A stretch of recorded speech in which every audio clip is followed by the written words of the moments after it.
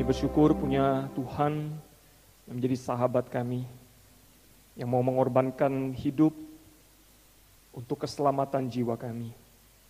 Kami bersyukur kami boleh menjadi bagian daripada rencana keselamatan Tuhan yang kekal. Siapakah kami Tuhan, yang sumbangsi kami hanyalah dosa-dosa kami.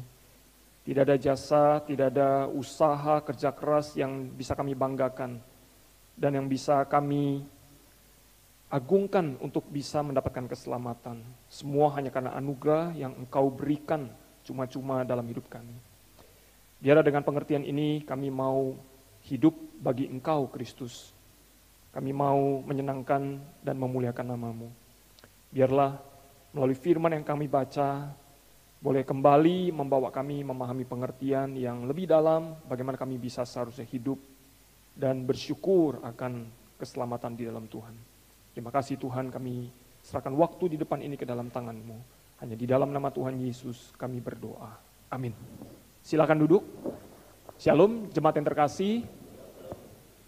Mari kita membuka satu bagian firman Tuhan di dalam Galatia pasal yang kelima, ayat yang pertama sampai ayat yang ke-15.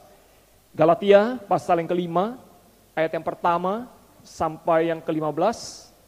Kita rindu untuk terus diarahkan oleh firman Tuhan.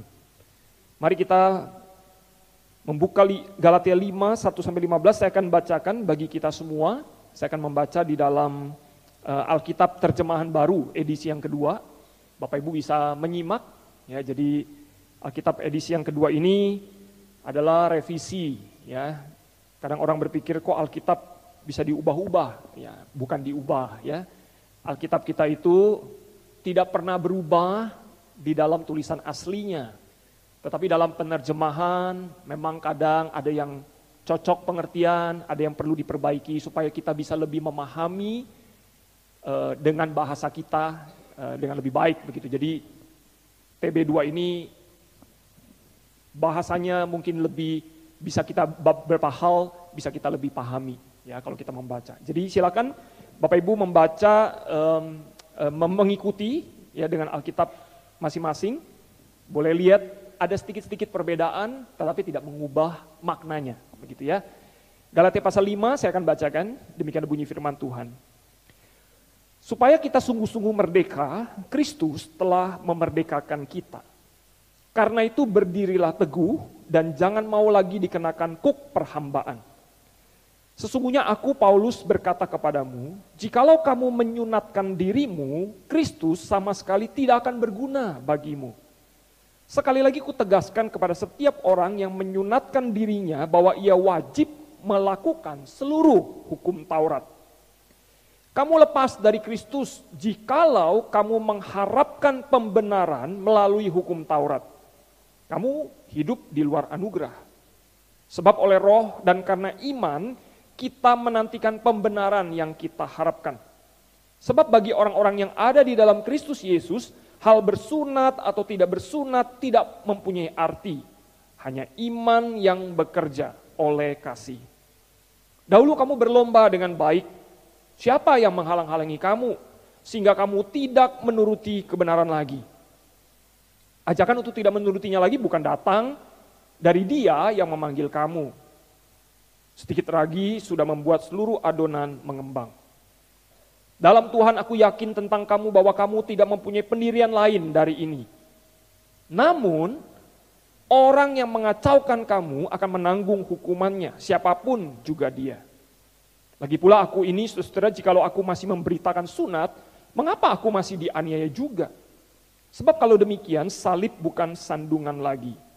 Baiklah mereka yang menghasut kamu itu mengebirikan saja dirinya. Saudara, memang kamu telah dipanggil untuk merdeka, namun janganlah mempergunakan kemerdekaan itu sebagai kesempatan untuk hidup dalam dosa. Melainkan layanilah seorang akan yang lain dengan kasih. Sebab seluruh hukum Taurat tercakup dalam satu firman ini. Kasihilah sesamamu manusia seperti dirimu sendiri. Namun jikalau kamu saling menggigit dan saling menelan, awaslah supaya jangan kamu saling membinasakan. Demikianlah pembacaan firman Tuhan bagi kita semua. Bapak Ibu Saudara, suatu hari seandainya anak kita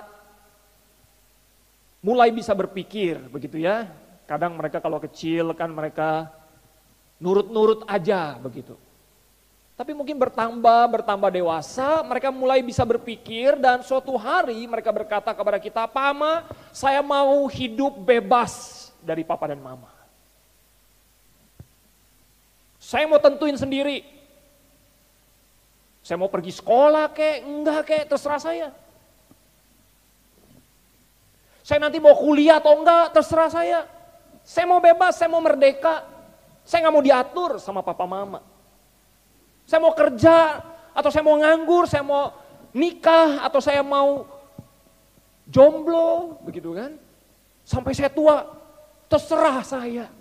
Saya ingin bebas menentukan diri saya sendiri, pilihan saya sendiri. Kalau sekolah, saya juga mau bebas, mau masuk kapan saja. Kalau sekolah mulai jam 7, saya mau masuk jam 9. Pagi, aduh kadang anak-anak tuh bisa males makan pagi. Saya nggak mau makan pagi. Saya mau bawa uang jajan. Papa mama harus kasih saya 100.000 setiap hari. Supaya saya bisa jajan di sekolah yang saya mau makan, yang saya mau minum. Saya enggak mau bawa bekal. Kadang bekalnya nasi, telur. Itu yang gampang kan, kadang kan kalau udah capek-capek, nasi, telur, sayur. Saya mau jajan sesuka saya. Saya mau sekolah, mau mandi kayak mau enggak, terserah saya. Saya mau pakai jurus 2 jari, kucek-kucek begini. Pulang sekolah juga saya mau terserah saya. Kalau sekolah pulang kira-kira jam 1, jam 2, saya mau pulang jam 7 malam. Mau kemana? Terserah saya. Pak mama nggak boleh tanya. Saya tidak mau diatur sama papa mama. Nah kira-kira nih ya Bapak Ibu Saudara ya. Kalau betul nih, wah boleh juga ya. Anakku sudah dewasa. Sudah waktunya dia mandiri. Oke lah, kita penuhi semua permintaan dan keinginan dia. Kira-kira jadi apa anak kita? Jadi apa Bapak Ibu?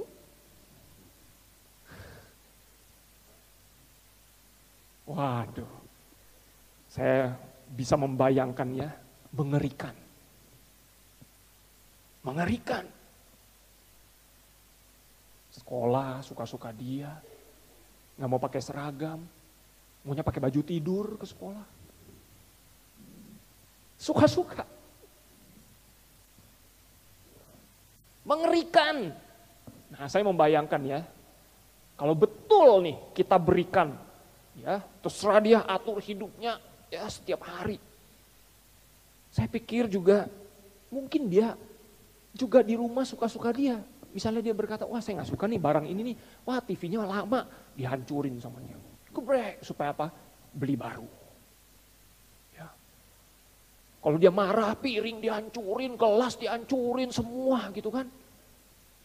Yang barang yang dia gak suka dia hancurin sesuka dia. Kalau kita tanya kenapa kamu pecahin, suka-suka saya. Ya. Kalau dia mau beli makanan, dia nggak punya uang, dia minta, nggak enak, nggak dikasih sama kita, dia jual barang-barang kita semua di dalam rumah. Alat-alat panci semua dijual sama dia, supaya apa? Dia punya duit bisa jajan. Suka-suka. Mengerikan.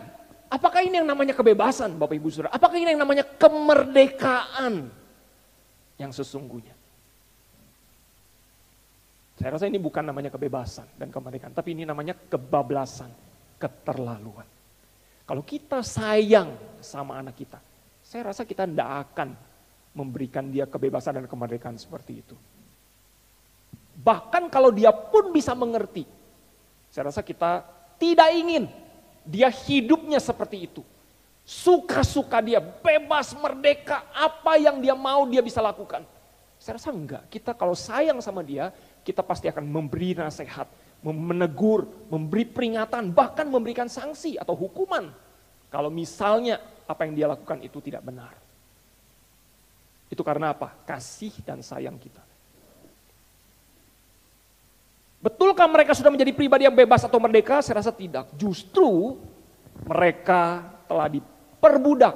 Pada waktu mereka ingin bebas, ingin merdeka, mereka sebenarnya telah diperbudak oleh keinginan mereka sendiri. Bapak Ibu Saudara, apakah ada manusia yang betul-betul merdeka? Tidak ada jawabannya. Tidak ada. Semua manusia pada mulanya itu diperbudak oleh tiga hal. Ya, tiga hal yang memperbudak dia. Yang pertama adalah dia ada di dalam perbudakan dosa. Tidak ada yang merdeka sepenuhnya. Perbudakan dosa. Kita berbicara kejahatan, kita berbicara iri hati, kebencian, segala hal yang muncul dari dalam hati. Dan yang dilakukan tentu saja. Kejahatan, kebencian, amarah yang tidak terkontrol. Karena manusia di dalam perbudakan dosa. Yang kedua, Bapak Ibu Saudara, manusia ada di dalam perbudakan kematian kekal. Manusia pada dasarnya ketika dia diperbudak di dalam dosa, dia tidak mempunyai pengharapan hidup yang kekal. Justru dia diperbudak kapanpun waktunya, tidak ada yang tahu. Maut, kematian kekal bagi orang-orang yang berdosa. Itu ada tepat di depan pintu hidup mereka.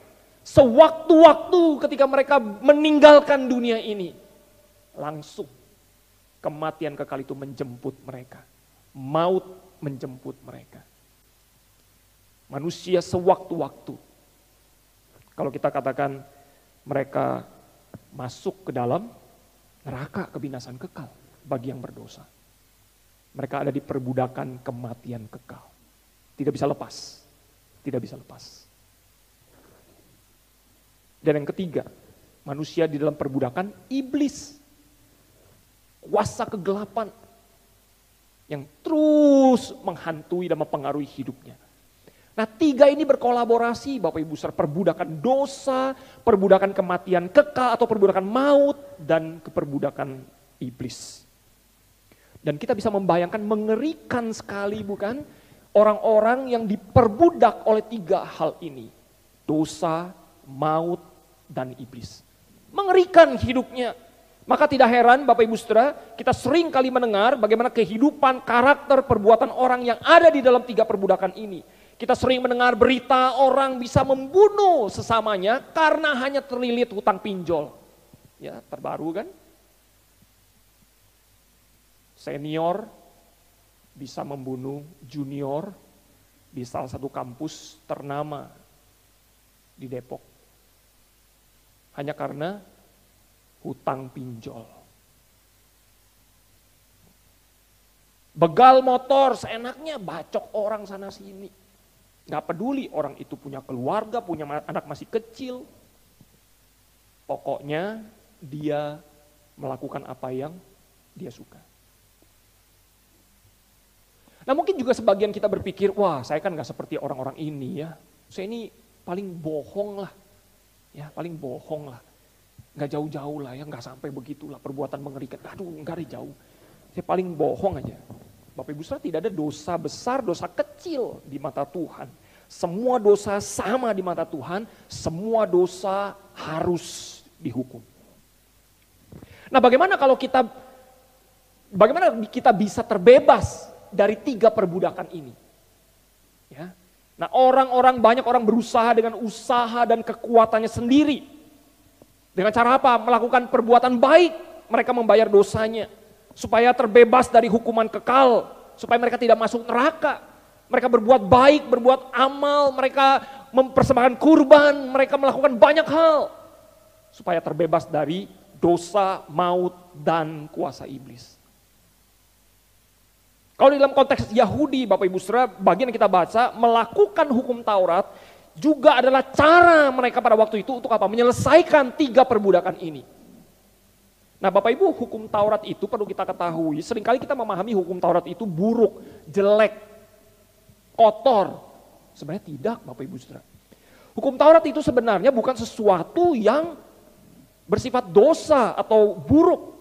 Sebaliknya kalau kita membaca Bapak Ibu, di dalam misalnya di dalam Roma pasal 7 ayat 12, Paulus itu berkata hukum Taurat itu adalah kudus, benar, dan baik. Ya, saya ingin kita mencoba memahami ya dengan satu perspektif yang baru. Bahwa hukum Taurat itu sebenarnya adalah firman yang dipahami di dalam perjanjian lama. Paulus berkata hukum Taurat itu kudus, benar, dan baik. Kata Paulus dalam Roma pasal 7:12. Bahkan kalau kita membaca di dalam Mazmur pasal 119, bertaburan Bapak Ibu Saudara perintah untuk kita taat kepada hukum Taurat sebenarnya. Misalnya di dalam ayat yang pertama pasal 119, dikatakan berbahagialah orang yang hidupnya tidak bercela, yang hidup menurut hukum Taurat. Jelas sekali itu. Ayat 97 dikatakan betapa ku cintai Tauratmu, firman Tuhan berkata. Aku merenungkannya sepanjang hari. Hukum Taurat. Ya, kita kan sering pahami, oh kita kan keselamatan karena anugerah, bukan karena melakukan hukum Taurat. Betul. Tapi firman Tuhan berkata bahwa hukum Taurat itu baik loh, kudus dan benar. Mengapa? Karena Allah memberikan hukum itu kepada manusia supaya apa? Manusia itu bisa mengenal siapakah Allah yang memberi hukum itu. Mengenal pribadi, karakter, atribut-atribut Allah itu yang kudus, baik, suci, mulia, benar, adil. Hukum Taurat itu diberikan supaya manusia mengenal Allah, sang pemberi hukum itu. Tapi yang kedua bukan cuma mengenal siapa Allah pemberi hukum, tetapi manusia diberikan hukum oleh Allah itu supaya apa? Mengatur kehidupan manusia. Supaya manusia itu hidupnya tidak melenceng, tidak lagi berdosa, tetapi hidup kudus sesuai dengan apa yang Tuhan inginkan. Karena hukum itu diberikan oleh Allah itu baik adanya, dan supaya apa? Manusia hidupnya itu baik, manusia hidupnya itu harmonis, teratur, kudus sesuai dengan Allah yang memberi hukum itu. Nah itu tujuan hukum Taurat diberikan pada mulanya kepada manusia. Manusia bisa mengenal apa itu isi hati Allah. Nah yang menjadi masalah adalah Bapak Ibu Saudara, manusia itu tidak bisa memenuhi tuntutan hukum Taurat. Karena dosa. Ya, jadi manusia itu kan hidup jatuh dalam dosa. Hukum itu diberikan supaya manusia itu bisa hidup kudus. Nah makanya hukum Taurat itu diberikan salah satunya adalah apa waktu dulu? Persembahkan kurban. Untuk apa? Menghapus dosamu. Dikasih aturan. Supaya manusia taat kepada Tuhan. Dosanya disucikan melalui persembahan kurban.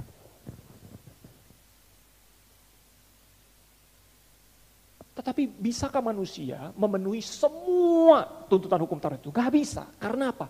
Dosanya. Dan gak cukup hanya dengan mempersembahkan kurban setiap waktu. Dosa-dosa itu disucikan. Jadi bukan hukum Taurat yang salah. Justru dengan hukum Taurat itu firman Tuhan katakan manusia itu sadar dirinya berdosa. Gak sanggup melakukan atau memenuhi standar tuntutan hukum Taurat itu. Dan kita tahu konsekuensi daripada orang-orang yang tidak bisa memenuhi standar hukum Taurat, tuntutan hukum Taurat itu adalah apa? Firman Tuhan katakan perseteruan dengan Allah. Nah disinilah kita harus bersyukur dan puji Tuhan. Ada jalan keluar Bapak Ibu Saudara, bahwa Kristus datang ke dalam dunia menjadi daging seperti kita. Untuk apa? Memenuhi semua tuntutan hukum Taurat yang tidak bisa kita lakukan.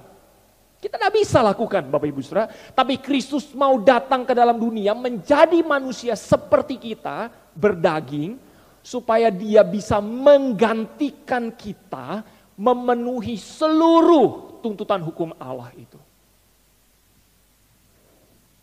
Disinilah kabar baiknya, disinilah jalan keluar bagi segala kebuntuan manusia. Allah mengutus anaknya yang tunggal Tuhan Yesus menjadi manusia, menggantikan kita. Dia hidup dengan sempurna. Dan dengan pengorbanannya di kayu salib, Bapak Ibu Saudara, dengan sempurna dia menggantikan kita yang berdosa. Maka sekarang jawabannya simple sebenarnya.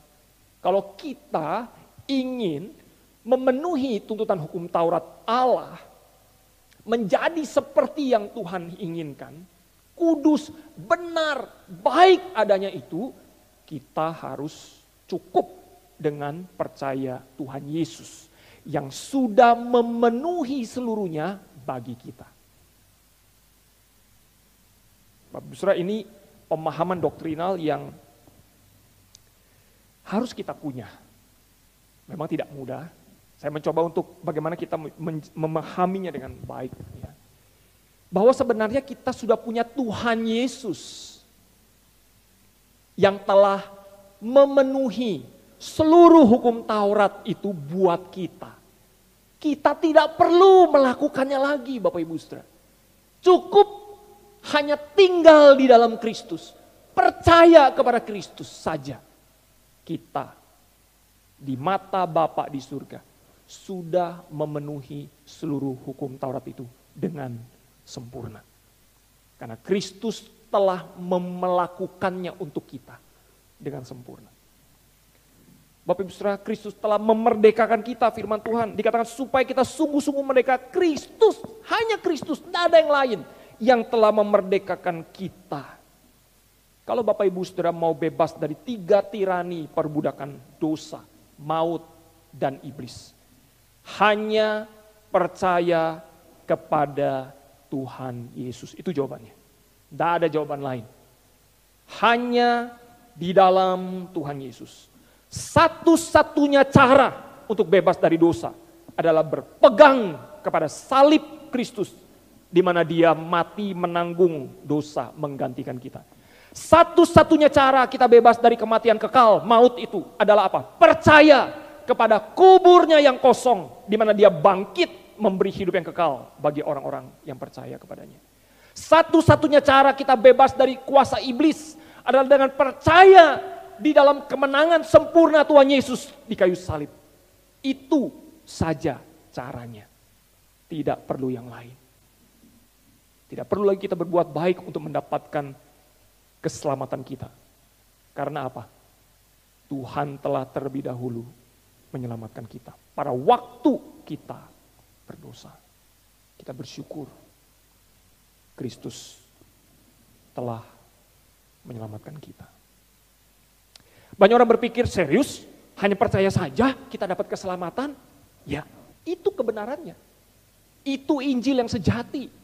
Bahwa hanya di dalam Yesus saja, cukup hanya di dalam Yesus saja, kita mendapatkan keselamatan kita. Tidak ada satu hal pun yang bisa kita lakukan untuk mendapatkan penerimaan Tuhan. Allah Bapa menerima kita hanya melalui satu nama, Yesus Kristus. Allah tidak lagi murka terhadap dosa-dosa kita. Karena hanya di dalam satu nama Yesus Kristus yang telah menyelesaikannya bagi kita. Yesus menyelesaikan apa yang tidak bisa kita selesaikan. Kristus bayar hukuman yang tidak bisa kita bayar. Kristus memenangkan pertempuran yang tidak bisa kita menangkan. Saya ulangi Bapak Ibu Saudara ya. Kristus telah menyelesaikan apa yang nggak bisa kita selesaikan. Kristus telah bayar hukuman yang tidak bisa kita bayar. Kristus memenangkan pertempuran yang tidak bisa kita menangkan.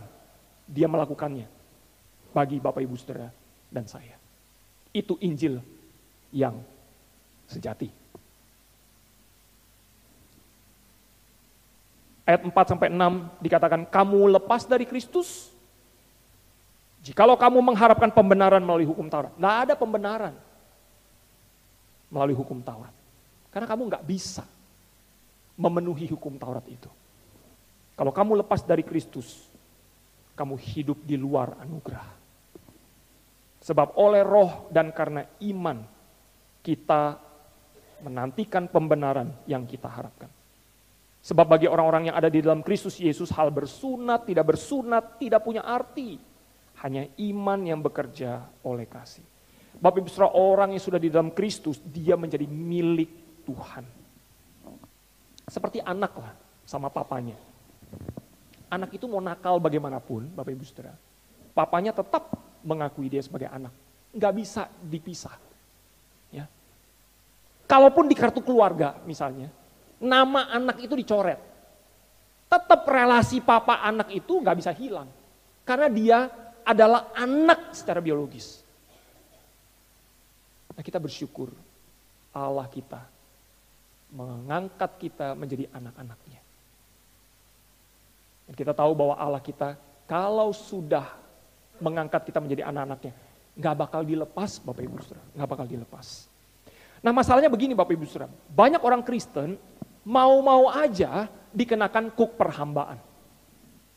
Padahal sudah bebas, padahal di dalam Kristus saja ada kemerdekaan. Tapi mau-mau aja gitu diperbudak oleh, dikenakan kuk perhambaan. Dan itu yang dimaksudkan Paulus kepada jemaat Galatia yang sudah merdeka.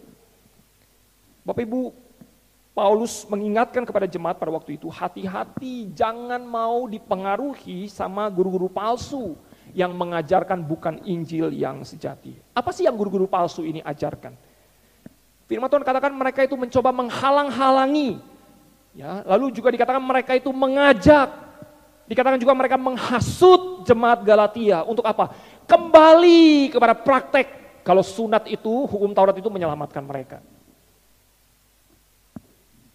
Dulu ya betul, di dalam ketaatan melakukan hukum Taurat, sunat, kurban, Allah memberkati umat.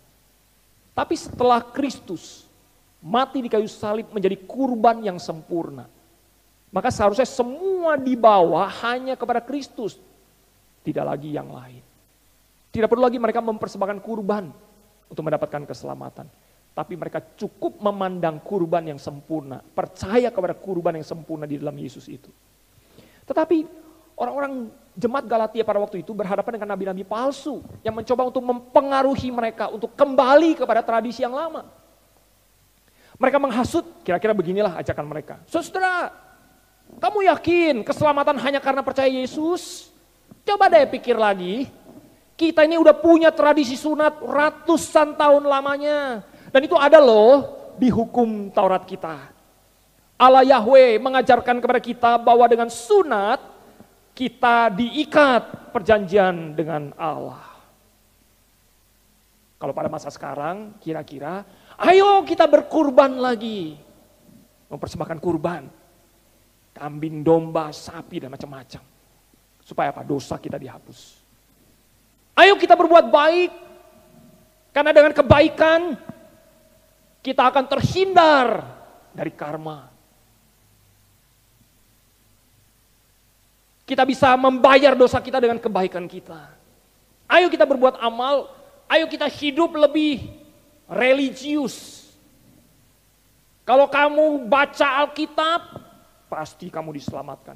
Kalau kamu banyak doa, itu pasti kamu diselamatkan. Loh, kok jadi kegiatannya yang menyelamatkan dia? Bukan nama Kristusnya. Kalau kamu bisa bahasa roh, kamu baru anak Tuhan. Banyak orang menawarkan hal-hal seperti itu. Kristus plus, ada plus-plusnya gitu. Kristus ditambah berbuat baik, Kristus ditambah bahasa roh, Kristus ditambah amal, Kristus ditambah kurban, Kristus gitu. Baru kita bisa, Kristus tambah sunat, macam-macam. Bapak Ibu Saudara,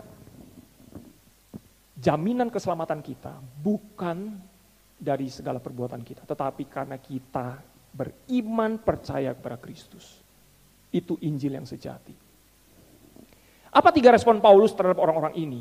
Paulus simple, dia berkata begini, kalau kamu percaya sunat, maka sebenarnya kamu harus melakukan semua hukum Taurat juga loh. Nggak boleh cuma bilang sunat doang yang menyelamatkan, semua juga. Nah, bisa gak? Sanggup gak memenuhi tuntunan hukum Taurat itu? Gak bisa kan? Karena itu hanya Kristus, di dalam Kristus yang bisa memenuhi semuanya. Lalu yang kedua, kamu harus memilih, kata Paulus. Mau Kristus atau sunat. Gak bisa pilih dua-duanya. Kalau kamu pilih sunat, kamu harus lepaskan Kristus.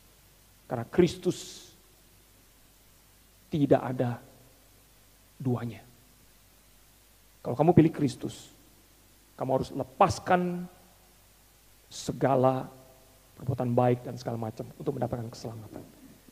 Dan yang ketiga, peringatan Paulus tegas sekali. Siapa yang menghasut jemaat, Siapa yang memberitakan Injil yang palsu, hukuman menanti dia. Bapak Ibu Saudara, di dalam Kristus, kita tidak mau yang lain. Saya hanya ingin Kristus. Saya telah merdeka dari segala macam perhambaan. Bagaimana saya bisa menemukan Tuhan Yesus? Bagaimana saya bisa menemukan kedamaian? Yesus jawabannya. Siapa yang bisa mengampuni dosa-dosa saya? Yesus jawabannya.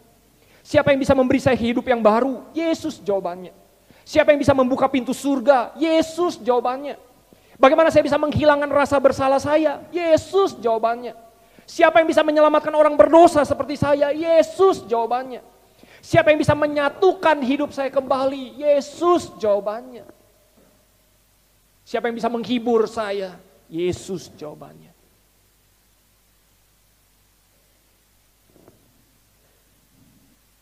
Kita bisa tidur nyenyak sebenarnya, sepulang dari ruang ibadah ini, mengetahui bahwa kemerdekaan kita telah dijamin di dalam satu nama saja, Yesus Kristus.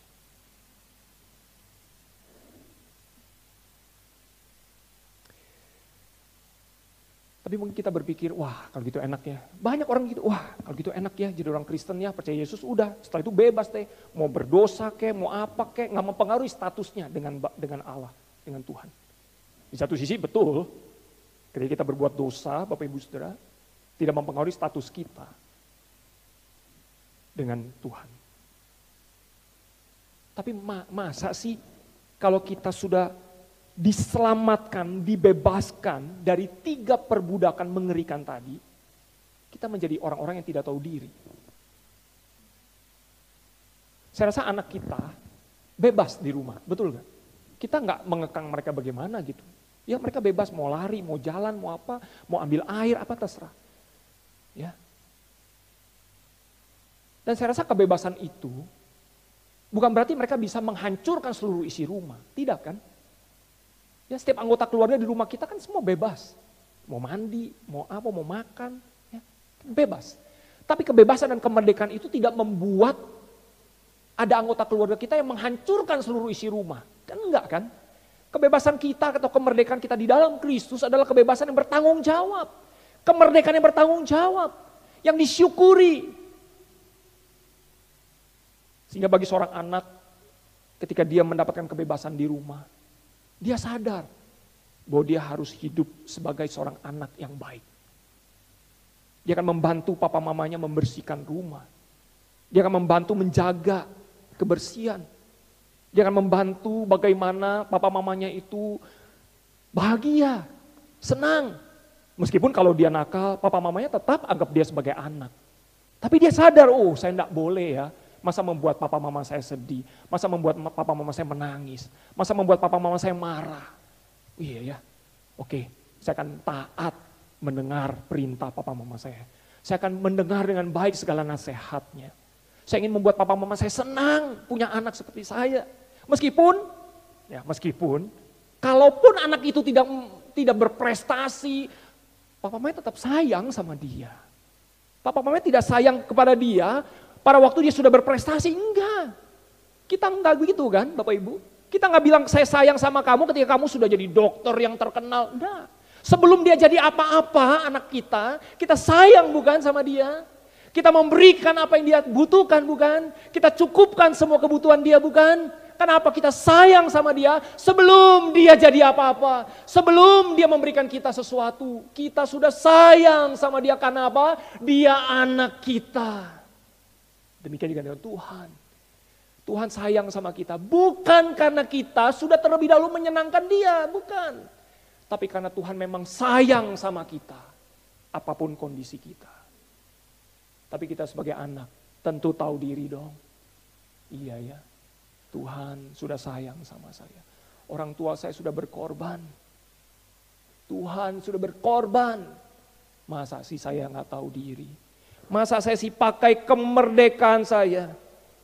Paulus berkata, kamu telah dipanggil untuk merdeka, tapi jangan dong mempergunakan kemerdekaan itu untuk kesempatan hidup dalam dosa. Loh. Paulus berkata, jangan dong, kamu sudah merdeka, tapi jangan hidup dalam dosa. Melainkan dikatakan apa? Layanilah seorang akan yang lain. Hukum Taurat tidak lagi jadi beban, kata Paulus buat kamu. Tidak jadi beban. Seluruh hukum Taurat, kata Paulus, dirangkum menjadi satu. Kasihilah sesamamu manusia seperti dirimu sendiri. Paulus berkata, sebagai anak Tuhan, jangan berbuat dosa.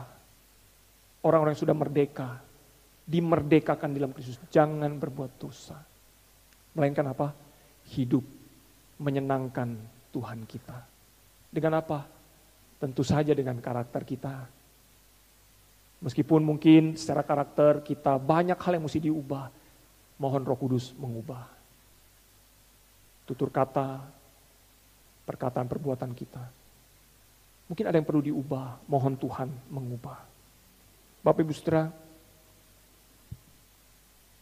Paulus menyadari di dalam kehidupan jemaat mungkin juga seringkali ada saling menggigit dan saling menelan.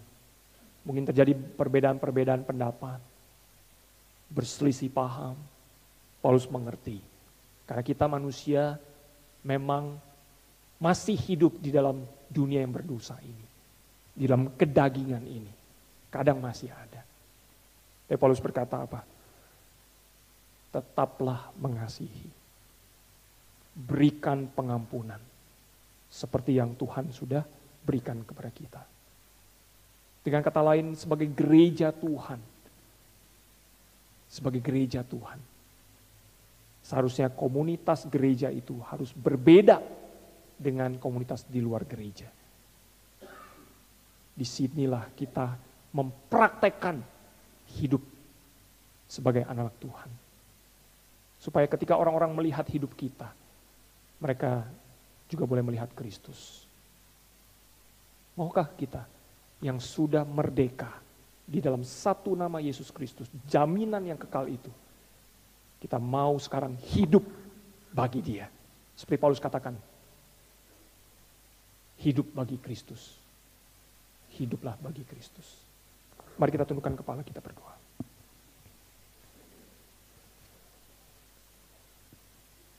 Tuhan, kami sudah belajar firman-Mu. Kami boleh memahami bahwa keselamatan kami hanyalah di dalam satu nama Tuhan Yesus. Tidak ada nama yang lain.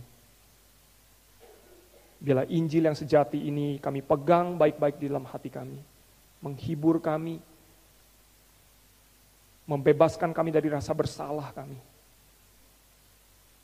Tetapi justru yang memotivasi kami dan mendorong kami untuk bersyukur senantiasa. Bersyukur untuk keselamatan yang Kau berikan. Bahwa bukan karena usaha kami memperoleh keselamatan dan hidup yang kekal. Tapi semua karena anugerah dari Tuhan Yesus. Dan kami hanya cukup percaya kepada Tuhan Yesus. Percaya kepada segala perkataan-perkataan Yesus dalam firman. Kami diselamatkan. Terima kasih untuk jaminan ini Tuhan. Biarlah hidup kami adalah hidup yang mau menyenangkan hati-Mu. Kalau ada hal yang harus kami ubah, kalau ada hal yang harus dimerdekakan dari hidup kami, Roh Kudus kiranya bekerja menguduskan kami. Supaya hidup kami adalah hidup yang memancarkan kemuliaan Tuhan. Hidup sebagai saksi Tuhan. Sebagai terang dan garam di tengah-tengah dunia yang penuh kegelapan ini. Supaya melalui hidup kami, banyak orang boleh mengenal siapakah Tuhan Yesus yang kami sembah. Tuhan, terima kasih, berkatilah jemaat-Mu di tempat ini dalam segala pergumulan hidup yang mereka alami. Supaya kami semua kembali kepada satu nama Yesus Kristus. Segala sumber pertolongan kami hanya di dalam nama-Mu Tuhan. Terima kasih Tuhan, terima kasih. Kami bersyukur dan berdoa hanya di dalam nama Tuhan Yesus. Amin. Tuhan memberkati.